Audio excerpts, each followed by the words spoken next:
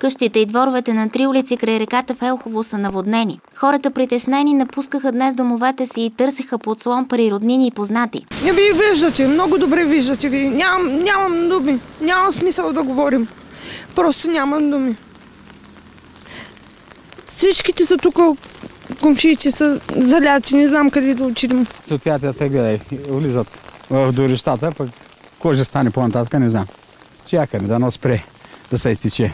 Иначе друг начин няма. Ами не е добре. Работата се затяга. Преди много години, около 65-та година, пак идва на това положение, но по-малко порази направи. Сега изглежда много по-се разлея и много повече. Ако така продължава, работата е кризисна. Има ли много заляти площи? Ходихте ли надолу? Да, надолу всичко е залято. И надолу и нагоре всичко е залято. На нивото, на това ниво всичко е залято. Дъжда продължава да вали? Продължава лошо. Какво да правим? Природно явление. От любопитство сме тук местни хора и любопитни не искаме да видим, като всеки българин, нали знаеш? И какво видяхте вие до този момент? Нищо не можем да направим. Няма виновни за тази работа. Ако търсите виновни, няма. Тя природата си го създала и да се бори срещу нея не може да стане нищо. Как може да го спре това нещо?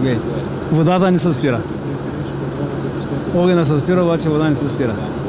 20 000 декара земеделска земя в землището на Елхово също са под вода. От 1962 година не е била така.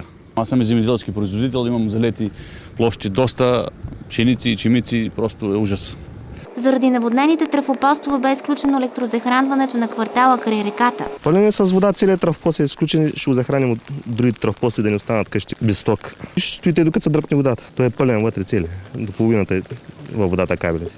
Реката блокира и пътя към село Трънково. Залети са градския парк и кооперативния пазар. Нивото е дигнало на 420, с около 10 см повече спрямо вчера. Продължава да дига, защото с нощ е паднал много дъжд, 30 литра на квадратен метър.